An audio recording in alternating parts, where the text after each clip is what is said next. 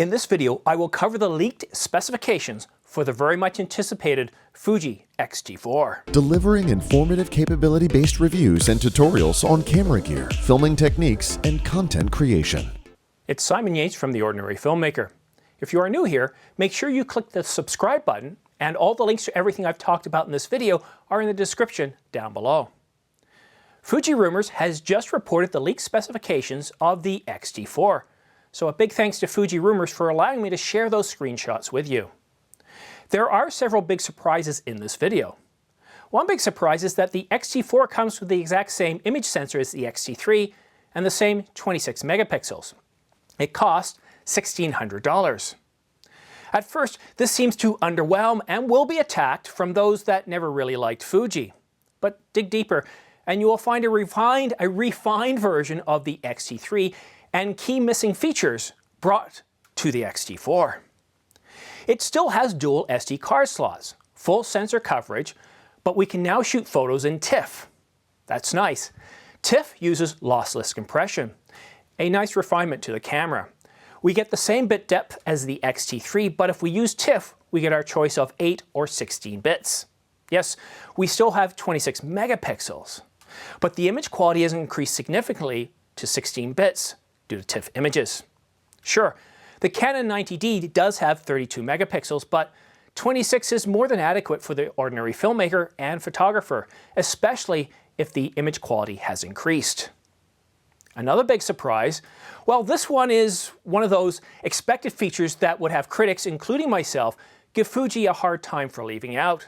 Again, the XT4 comes with in-body image stabilization.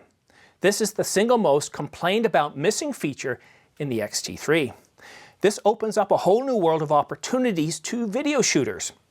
In-body image stabilization provides 6.5 stops with 5-axis stabilization.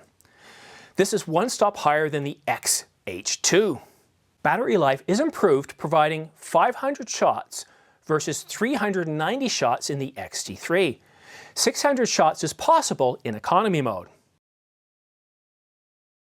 Phase detection sensitivity has improved from -3 EV in the XT3 to -6 EV in the XT4. That's another wow. Better low light performance. Another plus for both video and photo shooters. However, we don't see any changes to the autofocus specs. The XT4 provides the same 425 autofocus points in AFS and AFC modes. But what has changed in software? We just don't know. Continuous shooting has improved with 15 frames per second mechanical. That's up from 11 frames per second in the XT3. No changes in electronic shutter with 20 frames full sensor readout and 30 frames crop sensor readout. The crop sensor is still 1.25. The buffer, though, has increased. At 8 frames per second, we now get 200 JPEG, 49 compressed RAW, and 39 uncompressed RAW. And now, for what we've been waiting for, at least the ordinary filmmakers. The video specs. The XT4 comes with 4K 60 with all the basic frame rates. Yep, the same as the XT3. But there is an improvement in 1080. In 1080 we get 240 frames per second slow motion, but there is a time limit of 3 minutes. Drop down to 120 frames per second and we get 6 minutes of recording time. This sounds disappointing, doesn't it? Or does it? Let's think about this. For most of us, we don't shoot slow motion for more than a minute at a time. 3 minutes is pretty generous. 6 minutes recording is plenty at 120. No other hybrid camera has these slow motion specs right now. But the specs don't tell the full story. In my desired capabilities, I'm looking for 120 frames per second in 1080 with autofocus. With autofocus that works. I also want high detail. This is why I don't like reviewing specs. Is 120 and 240 detailed enough? Does each mode come with continuous phase detect autofocus that works? We will know next week for sure when Fujifilm officially announces the XT4. I'm sorry, I have to apologize. This is not the review I wanted to deliver. I hate reviewing specifications. They just don't tell the full story. In this video, I boldly stated that the X-T4 camera would be an amazing camera if they just gave us in-body image stabilization, a flippy screen, and provided general improvements across all desired capabilities. This is the same graphic I used in that video. Look how strong the X-T4 appears against the already powerful X-T3. We did get in-body image stabilization, and that is a huge capability benefit to the X-T4. We should be celebrating this enhancement. But wait, there's more. We get hints that this camera is about providing overall improvements to all capabilities. We get TIFF. TIFF is a well-known format offering up to 16-bit color depth. That's a big improvement over the 14-bit RAW, as TIFF is a lossless format. Would you rather see HEIF?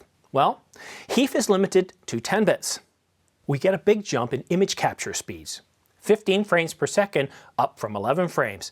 This is the territory of the Canon 1DX Mark III and the Nikon D6. That's huge. Sure, I get it. These are powerful, fast-action, full-frame sports cameras. But they're huge, expensive, and not designed for the ordinary filmmaker or photographer. The X-T4 buffers has increased in size. We now get 200 JPEG files before filling at 8 frames per second. The Canon's 90D buffer can only handle 58 JPEGs before filling. The LCD has more resolution with 1.6 million dots versus 1 million dots in the X-T3. And of course, we now get a flippy screen instead of that articulating contraption in the X-T3. That's huge for ordinary filmmakers. When we first look at the specifications, they do underwhelm us, but when we look at the capabilities, the X-T4 is an amazing camera. It's powerful, sure, it doesn't have 6K or 8K, but honestly, how many of us would actually use these capabilities or resolutions? When I published this video, many of you commented that you have no need for these resolutions and would buy the X-T3 at a discounted price once the X-T4 is announced, if they were to overpower it with 6K and 8K and bump up that price. At $16.99, the X-T4 is the perfect camera for the ordinary filmmaker. But let's not get too carried away yet. We need to see what is behind each capability, how each specification actually works. Did Canon's cripple hammer sneak in the back door while the Fuji folks were asleep and bash the prototypes to bits? I'll reserve my judgment until next week when we have the official announcement early in the morning of February the 26th. Ignore those that are calling this a minor upgrade. The X-T4 is a very powerful camera. It provides high detail in 1080 and 4K. It does 240 frames per second in slow motion, 60 frames per second in 4K. We have lens and in-body image stabilization. We have access to a large library of lenses thanks in part to IBIS. We have focus peaking, zebras, and can record video in H.265. We have time-lapse recording and can produce high-quality 16-bit photos up to 15 frames per second mechanical and 30 frames per second electronic. It also has dual SD card slots, and we finally get that flippy screen. This is clearly a win. It looks like this camera could put camera conspiracies out of business. Looks like Casey now has his perfect camera. However, it's impossible to tell if the autofocus system has been improved from the specs, if they have improved the thickness of the lines in focus peaking. While the same sensor and processor are used, this does not mean autofocus has not been improved. Software and hardware work together to produce the capabilities we need. If the X-T4 has improved subject tracking and the use of the LCD, then this will be a top camera for the ordinary filmmaker in 2020. I really like the X-T4. Last year I was looking at buying the X-T3. Canon was doing nothing.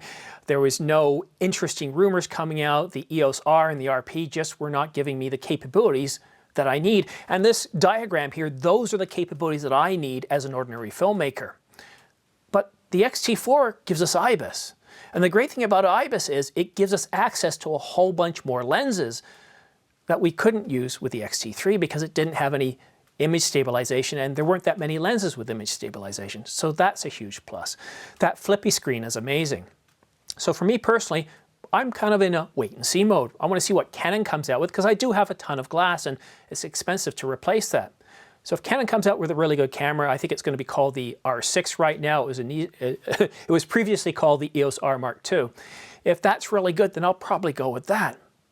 But if you don't have a lot of glass, and if you're looking at a new camera, very seriously look at this X-T4. It is a terrific camera. It is, in my views, the perfect camera for the ordinary filmmaker.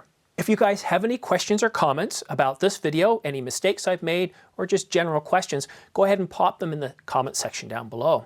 I do review all the comments that I get from you guys, and I do my best to reply to as many of them as I can. Thank you for watching The Ordinary Filmmaker. All equipment used and notes are placed in the description box, show more box, or down arrow thingy next to the title on the mobile app.